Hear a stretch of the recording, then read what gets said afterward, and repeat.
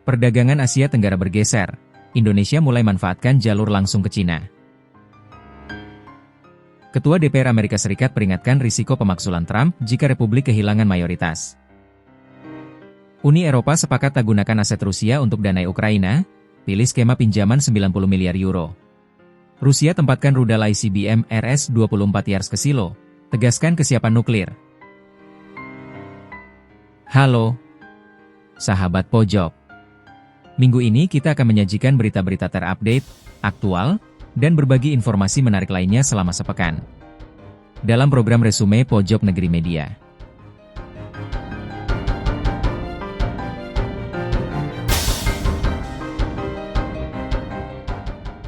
Terbukanya jalur pelayaran langsung Indonesia, Hainan menandai alternatif baru logistik regional yang berpotensi menekan biaya dan waktu pengiriman.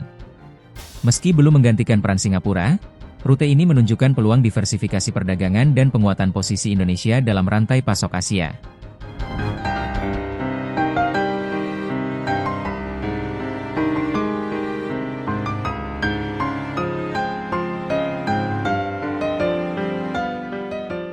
Perubahan pola perdagangan global kembali menjadi perhatian seiring terbukanya jalur pelayaran langsung antara Indonesia dan Cina melalui pelabuhan Yangpu di Provinsi Hainan.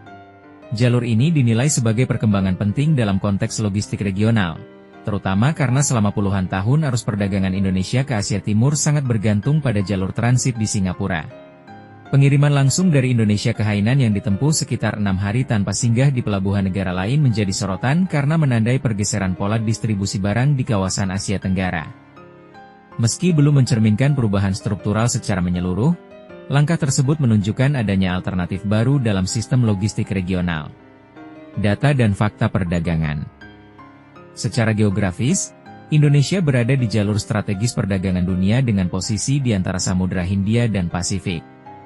Namun, dalam praktiknya, sebagian besar ekspor Indonesia menuju Cina, Jepang, dan Korea Selatan selama ini melewati jalur Selat Malaka dengan Singapura sebagai simpul utama.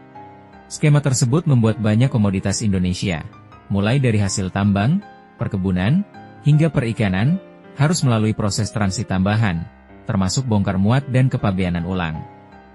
Konsekuensinya, biaya logistik meningkat dan waktu pengiriman menjadi lebih panjang. Pelabuhan Yangpu di Hainan dalam beberapa tahun terakhir dikembangkan sebagai bagian dari kawasan perdagangan bebas, Free Trade Port, Cina. Kawasan ini dirancang untuk mempercepat arus barang, memangkas hambatan administratif, dan meningkatkan konektivitas langsung dengan mitra dagang di kawasan Asia Pasifik. Pengiriman langsung dari Indonesia ke Hainan menjadi salah satu contoh konkret pemanfaatan jalur tersebut. Dalam pelayaran tersebut, kapal kargo dilaporkan berangkat dari Indonesia dan tiba di Hainan tanpa singgah di pelabuhan transit lain, sehingga memangkas waktu tempuh dan proses logistik. Pernyataan dan informasi resmi. Hingga kini, belum ada pernyataan resmi pemerintah Indonesia yang menyebut jalur tersebut sebagai pengganti jalur perdagangan lama. Namun, sejumlah pihak di sektor logistik dan perdagangan memandang pembukaan jalur langsung sebagai langkah positif dalam diversifikasi rute pelayaran. Dalam berbagai kesempatan sebelumnya, pemerintah Indonesia juga telah menekankan pentingnya menurunkan biaya logistik nasional yang selama ini dinilai relatif tinggi dibandingkan negara-negara tetangga. Upaya tersebut dilakukan melalui pembangunan pelabuhan, peningkatan konektivitas laut, serta penyederhanaan prosedur ekspor-impor. Di sisi lain, otoritas Cina secara terbuka menyatakan bahwa pengembangan pelabuhan Yangpu dan kawasan Hainan bertujuan memperkuat integrasi perdagangan dengan negara-negara Asia Tenggara, termasuk Indonesia. Fokus utama kawasan tersebut adalah efisiensi logistik dan peningkatan nilai tambah perdagangan. Analisis umum dan dampak regional. Secara umum, terbukanya jalur langsung ke Hainan tidak serta-merta menghapus peran Singapura sebagai pusat logistik regional. Singapura masih memiliki infrastruktur pelabuhan yang sangat maju, jaringan global luas, serta layanan maritim yang terintegrasi. Namun demikian, keberadaan jalur alternatif berpotensi mengurangi ketergantungan pada satu simpul utama. Dari sudut pandang ekonomi, diversifikasi rute pengiriman dapat meningkatkan daya tawar eksportir serta memberikan pilihan yang lebih efisien dalam pengelolaan biaya dan waktu. Bagi Indonesia, jalur langsung ke Cina juga membuka peluang bagi pelabuhan-pelabuhan di luar wilayah barat. Selama ini, Arus perdagangan internasional cenderung terpusat di pelabuhan besar di kawasan barat Indonesia. Dengan rute langsung tanpa kewajiban transit, pelabuhan di kawasan tengah dan timur berpotensi memperoleh peran yang lebih strategis. Selain itu, jalur langsung juga dinilai relevan dalam konteks hilirisasi. Dengan waktu pengiriman yang lebih singkat dan biaya yang lebih efisien, peluang ekspor produk bernilai tambah dapat meningkat, meskipun realisasinya tetap bergantung pada kesiapan industri dan kebijakan pendukung di dalam negeri. Di tingkat kawasan, perkembangan ini mencerminkan dinamika baru dalam perdagangan ASEAN-China.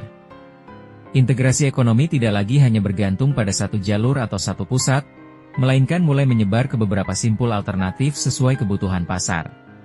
Tantangan yang masih dihadapi. Meski menawarkan peluang, pemanfaatan jalur langsung tidak terlepas dari tantangan. Kesiapan infrastruktur pelabuhan, kepastian jadwal pelayaran, efisiensi layanan kepabeanan, serta konsistensi volume muatan menjadi faktor penentu keberlanjutan jalur tersebut.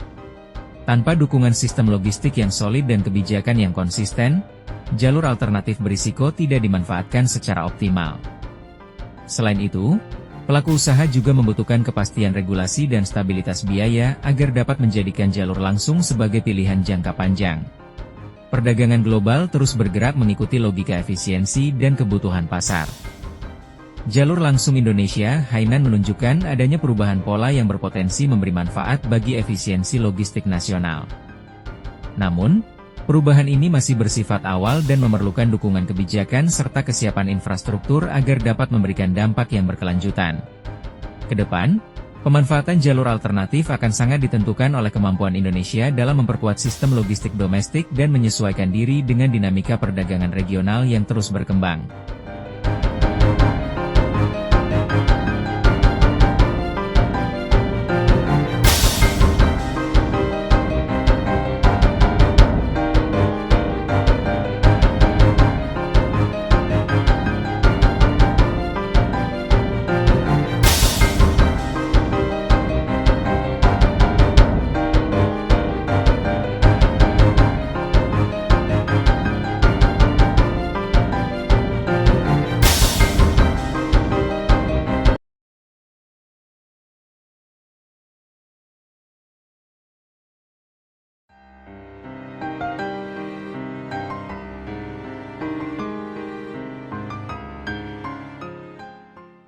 Mike Johnson memperingatkan bahwa Trump berisiko dimakzulkan ketiga kalinya jika Partai Republik kehilangan mayoritas DPR pada pemilu sela 2026.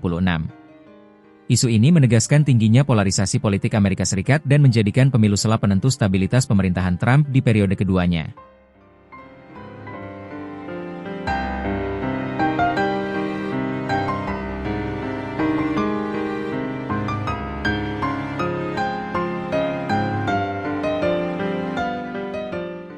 Ketua Dewan Perwakilan Rakyat Amerika Serikat, Mike Johnson, memperingatkan para pendukung Partai Republik bahwa Presiden Donald Trump berisiko menghadapi pemakzulan atau impeachment ketiga apabila partainya kehilangan mayoritas kursi di DPR pada pemilu sela 2026 mendatang. Peringatan itu disampaikan Johnson saat berbicara dalam konferensi Turning Point USA's America Fest pada Minggu waktu setempat. Politikus Partai Republik asal Louisiana tersebut menegaskan bahwa kendali atas DPR akan menjadi faktor kunci bagi kelangsungan stabilitas pemerintahan Trump di periode keduanya. Jika kita kehilangan mayoritas di DPR, kelompok kiri radikal, seperti yang sudah kalian dengar, akan memakzulkan Presiden Trump, kata Johnson, seperti dikutip Newsweek, Selasa, 23 Desember 2025. Mereka akan menciptakan kekacauan total. Kita tidak boleh membiarkan hal itu terjadi, lanjutnya. Menurut Johnson, peringatan tersebut bukan sekadar retorika politik, melainkan refleksi dari dinamika yang telah terjadi di Kongres dalam beberapa waktu terakhir. Ia menilai bahwa sebagian anggota Partai Demokrat masih memiliki agenda pemakzulan terhadap Trump, meskipun upaya tersebut sejauh ini belum berhasil. Pernyataan Johnson diperkuat oleh Sekretaris Pers Nasional Komite Nasional Partai Republik, RNC, Kirsten Pels. Ia menuding bahwa prioritas utama Partai Demokrat, jika kembali menguasai DPR, bukanlah isu-isu domestik seperti penurunan biaya hidup atau pengamanan perbatasan, melainkan upaya politik untuk menghambat pemerintahan Trump. Jika Demokrat mengambil kembali Kongres, warga Amerika bisa mengharapkan adanya hambatan, pemakzulan, dan penutupan pemerintahan, government shutdown, daripada jalanan yang lebih aman dan harga-harga yang lebih rendah seperti yang mereka pilih tahun lalu, ujar Pels. Peringatan dari kubu Republik ini muncul setelah adanya upaya pemakzulan terbaru terhadap Trump di DPR. Awal bulan ini, sebanyak 140 anggota DPR dari Partai Demokrat memberikan suara untuk menentang penundaan mosi pemakzulan terhadap Trump. Meski upaya tersebut gagal karena DPR masih dikuasai Partai Republik, langkah tersebut dinilai menunjukkan adanya niat politik yang kuat. Anggota DPR dari Texas, Al Green, menjadi sosok yang mengajukan pasal-pasal pemakzulan tersebut. Dalam usulannya, setidaknya terdapat dua tuduhan utama terhadap Trump, yakni dugaan penyalahgunaan kekuasaan dan ancaman terhadap independensi peradilan. Tuduhan tersebut berkaitan dengan unggahan Trump di platform media sosial Truth Social. Dalam unggahan itu, Trump menuduh sejumlah anggota parlemen dari Partai Demokrat melakukan perilaku sedisius yang, menurutnya, dapat dikenai hukuman mati. Selain itu, Trump juga disebut melontarkan serangan verbal terhadap hakim-hakim federal melalui media sosial. Meskipun DPR memiliki kewenangan untuk memakzulkan presiden, proses tersebut tidak serta-merta mengakhiri masa jabatan seorang presiden. Berdasarkan Konstitusi Amerika Serikat, pemakzulan di DPR harus dilanjutkan dengan sidang di Senat. Untuk melengsarkan presiden, diperlukan dukungan minimal 2/3 suara anggota Senat. Dalam kondisi politik Amerika Serikat yang sangat terpolarisasi, ambang batas tersebut dinilai sulit dicapai. Sejarah menunjukkan bahwa meskipun DPR dapat meloloskan pemakzulan, Senat belum tentu menyetujui pemberhentian presiden. Donald Trump sendiri memegang rekor sebagai Presiden Amerika Serikat yang paling sering dimakzulkan dalam sejarah. Ia dimakzulkan oleh DPR pada 2019 terkait kasus Ukraina dan kembali dimakzulkan pada 2021 setelah peristiwa penyerbuan gedung Capitol. Namun, pada kedua kasus tersebut, Senat memutuskan untuk membebaskannya, acquit, sehingga Trump tetap melanjutkan masa jabatannya. Dengan latar belakang tersebut, pemilu sela 2026 dipandang sebagai momentum politik yang krusial. Pemilihan yang dijadwalkan berlangsung pada 3 November 2026 itu akan menentukan komposisi DPR dan Senat untuk 2 tahun terakhir masa jabatan presiden. Bagi Partai Republik, mempertahankan mayoritas di DPR menjadi prioritas utama guna memastikan stabilitas pemerintahan Trump dan mencegah upaya pemakzulan lanjutan. Sementara itu, bagi Partai Demokrat, pemilu sela juga menjadi kesempatan untuk mengimbangi kekuasaan eksekutif. Mike Johnson menegaskan bahwa taruhannya sangat besar. Ia menyerukan kepada para pendukung Partai Republik untuk menjaga soliditas dan fokus menghadapi pemilu mendatang. Semuanya dipertaruhkan dalam pemilu sela 2026, dan kita masih punya banyak hal yang harus dilakukan, ujar Johnson. Dengan dinamika politik yang kian tajam, masa depan hubungan antara Gedung Putih dan Kongres akan sangat bergantung pada hasil pemilu tersebut. Apakah Trump akan menghadapi kembali proses pemakzulan atau justru mendapatkan ruang politik yang lebih stabil? Semuanya akan ditentukan oleh peta kekuatan di DPR dan Senat pasca pemilu sela 2026.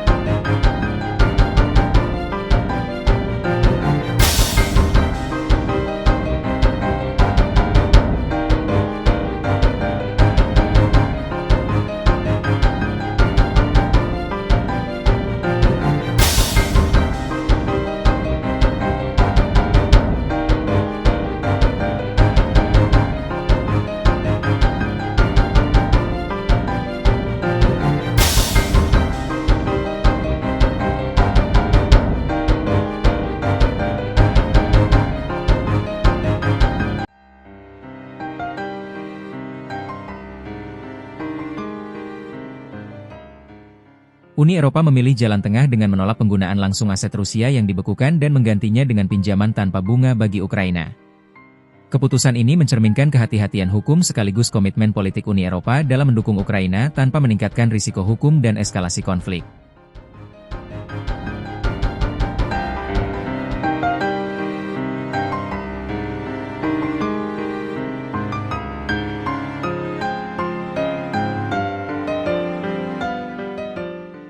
Para pemimpin Uni Eropa akhirnya mencapai kesepakatan untuk tidak menggunakan aset Rusia yang dibekukan sebagai sumber pendanaan langsung bagi Ukraina. Keputusan ini diambil pada Jumat pagi setelah melalui perdebatan panjang dan diskusi intens yang berlangsung selama berbulan-bulan. Sebagai gantinya, Uni Eropa sepakat menyediakan pinjaman tanpa bunga senilai 90 miliar euro atau sekitar 106 miliar dolar Amerika untuk membantu Ukraina membiayai kebutuhan fiskal dan pertahanannya di tengah perang yang masih berlangsung dengan Rusia. Kesepakatan tersebut melibatkan 23 dari 27 negara anggota Uni Eropa. Sementara itu, Hongaria, Slovakia, dan Republik Ceko diberikan pengecualian agar keputusan dapat disahkan, setelah ketiganya menyatakan keberatan terhadap sejumlah aspek rencana pendanaan. Kebutuhan dana Ukraina mendesak. Komisi Eropa sebelumnya memperkirakan Ukraina membutuhkan tambahan pendanaan sekitar 136 miliar euro dalam 2 tahun ke depan. Tanpa dukungan tersebut, Ukraina diperkirakan berisiko menghadapi tekanan keuangan serius yang dapat mengganggu stabilitas anggaran negara. Kondisi ini mendorong Uni Eropa untuk mengkaji berbagai opsi pendanaan, termasuk rencana awal untuk memanfaatkan aset bank sentral Rusia yang dibekukan sejak invasi Rusia ke Ukraina pada 2022. Namun, rencana tersebut tidak mendapatkan dukungan bulat dari negara-negara anggota. Penolakan atas risiko hukum. Salah satu penolakan paling tegas datang dari Belgia, negara yang menyimpan porsi terbesar aset Rusia yang dibekukan di wilayah Uni Eropa. Perdana Menteri Belgia, Bart De Wever, menyatakan bahwa penggunaan aset tersebut tanpa jaminan hukum yang kuat berisiko besar bagi negaranya. Sebagian besar aset Rusia disimpan melalui Euroclear, lembaga clearing keuangan berbasis di Belgia. Pemerintah Belgia memperkirakan bahwa jika Rusia mengajukan gugatan hukum dan menang, Belgia dapat menghadapi tuntutan ganti rugi bernilai miliaran euro. Kekhawatiran tersebut juga diperkuat oleh potensi pembalasan hukum dan ekonomi dari Rusia, termasuk kemungkinan penargetan aset negara-negara Eropa di wilayah Rusia. Penolakan dari sejumlah negara anggota. Selain Belgia, Hongaria dan Slovakia secara terbuka menyatakan penentangan terhadap rencana penggunaan aset Rusia. Perdana Menteri Hongaria Viktor Orbán menyebut langkah tersebut sebagai tindakan yang berisiko memperburuk konflik. Menurut Orbán, Uni Eropa bukan pihak yang terlibat langsung dalam perang, sehingga mengambil aset salah satu pihak yang berkonflik dan memberikannya kepada pihak lain dapat diartikan sebagai keterlibatan langsung. Ini bukan konflik Uni Eropa. Ini adalah perang antara Rusia dan Ukraina, kata Orbán, menegaskan bahwa Uni Eropa seharusnya tidak melangkah terlalu jauh dalam konflik tersebut. Skema pinjaman sebagai jalan tengah. Dalam kesepakatan yang dicapai, Uni Eropa akan menggunakan skema pinjaman melalui Euroclear untuk memberikan dana awal sebesar 90 miliar euro kepada Ukraina. Jumlah ini setara dengan sekitar 2/3 dari kebutuhan pendanaan Ukraina hingga 2027. Pinjaman tersebut dirancang dengan mekanisme khusus. Ukraina hanya diwajibkan mengembalikan dana tersebut kepada Uni Eropa apabila Rusia di kemudian hari menyetujui pembayaran ganti rugi perang. Menurut estimasi Parlemen Eropa, total kerusakan dan kebutuhan rekonstruksi Ukraina akibat perang diperkirakan mencapai 524 miliar dolar Amerika. Aset Rusia yang dibekukan. Sejak invasi Rusia ke Ukraina pada 2022, negara-negara barat telah membekukan sekitar 289,5 miliar euro aset Rusia. Dari jumlah tersebut, Uni Eropa menyimpan sekitar 209 miliar euro, dengan Belgia sebagai pemegang terbesar. Rincian aset Rusia yang dibekukan di beberapa negara antara lain, Belgia, sekitar 180 miliar euro, Jepang, sekitar 28 miliar euro, Inggris, sekitar 27 miliar euro, Prancis, sekitar 19 miliar euro, Kanada, sekitar 15,1 miliar euro, Luxembourg, sekitar 10 miliar euro, Swiss, sekitar 6,2 miliar euro dan Amerika Serikat, sekitar 4,3 miliar euro. Presiden Rusia Vladimir Putin sebelumnya menegaskan bahwa penggunaan aset Rusia yang dibekukan untuk membiayai Ukraina sama dengan tindakan pencurian. Uni Eropa tak sepenuhnya satu suara. Perdebatan panjang ini menunjukkan bahwa Uni Eropa masih menghadapi tantangan dalam menjaga kesatuan sikap di tengah konflik geopolitik besar. Kekhawatiran atas dampak hukum, stabilitas sistem keuangan, serta presiden internasional menjadi faktor utama yang mempengaruhi keputusan negara-negara anggota. Selain Rusia, Uni Eropa juga diketahui telah membekukan aset dari sejumlah negara lain dalam berbagai rezim sanksi. Namun, dalam sebagian besar kasus, pembekuan tersebut menyasar individu atau entitas tertentu, bukan cadangan bank sentral secara keseluruhan. Keputusan Uni Eropa untuk tidak menggunakan aset Rusia yang dibekukan dan memilih skema pinjaman mencerminkan pendekatan hati-hati dan kompromistis. Di satu sisi, Uni Eropa tetap berupaya mendukung Ukraina secara finansial. Di sisi lain, Blok tersebut berusaha menghindari risiko hukum dan politik yang dapat berdampak luas pada sistem keuangan internasional. Langkah ini menandai fase baru dalam kebijakan Uni Eropa terkait konflik Rusia-Ukraina, sekaligus menunjukkan kompleksitas pengambilan keputusan di tengah tekanan geopolitik dan ekonomi global yang terus berkembang.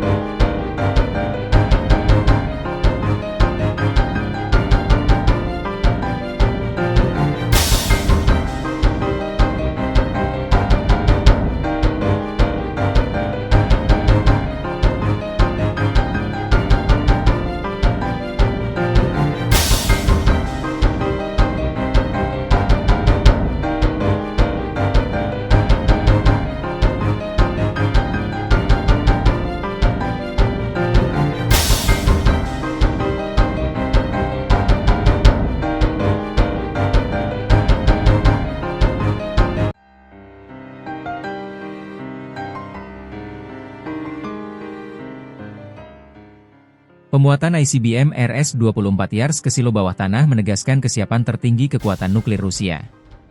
Langkah ini memperkuat kemampuan pencegahan strategis Moskow melalui sistem Second Strike, sekaligus menjadi sinyal geopolitik di tengah meningkatnya ketegangan global.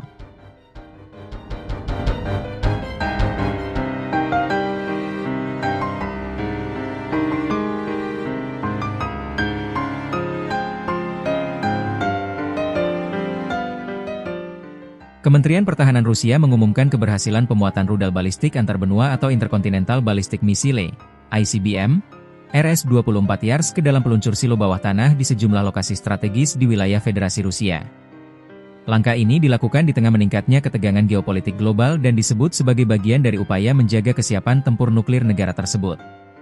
Pengumuman itu disampaikan oleh Mayor Jenderal Igor Konashenkov, juru bicara Kementerian Pertahanan Rusia. Ia menyatakan bahwa proses pemuatan rudal ke dalam silo telah dilakukan sesuai jadwal yang ditetapkan oleh Komando Pasukan Rudal Strategis Rusia. Proses pemuatan ini telah berhasil diselesaikan sesuai dengan jadwal yang ditetapkan. Penempatan RS-24 Yars ke dalam peluncur silo memastikan bahwa komponen darat dari triad nuklir kami berada pada tingkat kesiapan tempur tertinggi, kata Konashenkov dalam pernyataannya. Menurutnya, langkah tersebut dilakukan untuk menjamin kemampuan pertahanan dan pencegahan Rusia terhadap setiap ancaman potensial yang dapat mengganggu keamanan nasional. Ia menegaskan bahwa kebijakan ini bersifat defensif dan merupakan bagian dari strategi pencegahan jangka panjang Moskow. RS-24 Yars merupakan salah satu sistem senjata strategis utama Rusia dan telah beroperasi penuh sejak tahun 2010. Sistem ini dikembangkan untuk menggantikan rudal balistik antarbenua era Soviet yang dinilai sudah menua dan kurang relevan menghadapi perkembangan teknologi pertahanan modern. Selama ini, RS-24 Yars dikenal luas sebagai sistem rudal berbasis darat yang dapat diluncurkan dari kendaraan bergerak. Namun, Rusia juga mengoperasikan Yars dalam versi peluncur silo yang diperkuat atau Hardenet Silo. Penempatan di silo bawah tanah memberikan perlindungan tambahan terhadap serangan presisi dan meningkatkan peluang rudal untuk tetap dapat diluncurkan dalam berbagai skenario. Silo bawah tanah dirancang untuk menahan dampak serangan dan memberikan perlindungan maksimal bagi rudal strategis. Dengan sistem ini, Rusia memastikan kemampuan serangan balasan atau Second Strike capability tetap terjaga, bahkan jika terjadi serangan awal terhadap infrastruktur militernya. RS-24 Yars memiliki jangkauan yang diperkirakan mencapai sekitar 12.000 km. Dengan daya jangkau tersebut, rudal ini secara teoritis mampu menjangkau sebagian besar wilayah Amerika Utara dan Eropa. Kemampuan ini menjadikan Yars sebagai salah satu elemen kunci dalam strategi pencegahan nuklir Rusia. Salah satu keunggulan teknis utama dari RS-24 Yars adalah kemampuannya membawa Multiple Independently Targetable Reentry Vehicles, MIRV. Teknologi ini memungkinkan satu rudal membawa beberapa hulu ledak yang dapat diarahkan ke target berbeda secara independen. Dalam konfigurasi standar, RS-24 Yars diperkirakan mampu membawa 3 hingga 4 hulu ledak termonuklir. Dengan kemampuan MIRV, satu peluncuran rudal dapat menyerang beberapa sasaran secara simultan, meningkatkan efektivitas daya gentar strategis. Selain jumlah hulu ledak, Yars juga dirancang dengan teknologi untuk meningkatkan kemampuan bertahan di tengah sistem pertahanan udara modern. Hulu ledaknya disebut memiliki kemampuan manuver tinggi serta kecepatan ekstrim pada fase akhir penerbangan, sehingga menyulitkan upaya deteksi dan pencegatan. Kemampuan ini dirancang untuk menghadapi sistem pertahanan rudal seperti Terminal High Altitude Area Defense (THAAD) atau Aegis Ballistic Missile Defense yang dioperasikan oleh sejumlah negara. Dengan karakteristik tersebut, RS-24 YARS dianggap sebagai sistem yang sulit dinetralisir sepenuhnya. Penempatan YARS ke dalam silo juga memperkuat posisi Rusia dalam kerangka triad nuklirnya, yang terdiri dari komponen darat, laut, dan udara. Triad ini menjadi fondasi utama doktrin pencegahan nuklir Rusia, dengan tujuan menjaga keseimbangan strategis dan mencegah konflik berskala besar. Kementerian Pertahanan Rusia menegaskan bahwa langkah ini tidak dimaksudkan untuk meningkatkan eskalasi, melainkan sebagai bagian dari modernisasi rutin dan pemeliharaan kesiapan militer. Modernisasi persenjataan strategis telah menjadi agenda jangka panjang Moskow seiring perubahan lingkungan keamanan global. Sejumlah pengamat menilai bahwa pengumuman ini juga memiliki dimensi pesan strategis. Dalam konteks geopolitik yang penuh ketidakpastian, Rusia ingin menegaskan bahwa kemampuan pencegahan nuklirnya tetap terjaga dan berfungsi sesuai doktrin pertahanan nasional. Meski demikian, pemerintah Rusia menekankan bahwa kebijakan nuklirnya tetap berada dalam kerangka pertahanan dan pencegahan. Penggunaan senjata nuklir, menurut doktrin resmi Rusia, hanya akan dilakukan dalam kondisi tertentu yang mengancam eksistensi negara. Dengan penempatan RS-24 YARS di silo-silo strategis, Rusia kembali menegaskan peran sentral sistem ini dalam menjaga keseimbangan kekuatan global. Langkah tersebut sekaligus mencerminkan pentingnya kesiapan teknologi dan militer di tengah dinamika keamanan internasional yang terus berkembang, berkelanjutan.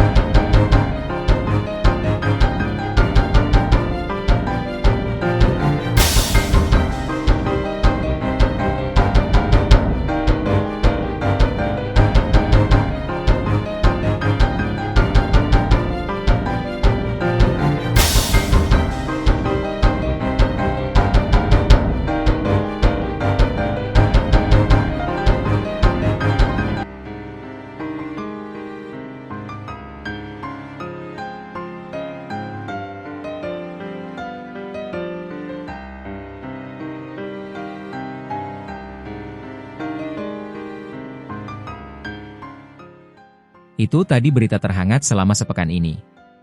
Nantikan berita lainnya di web kami, di pojoknegeri.com, dan di channel YouTube, Pojok Negeri Media.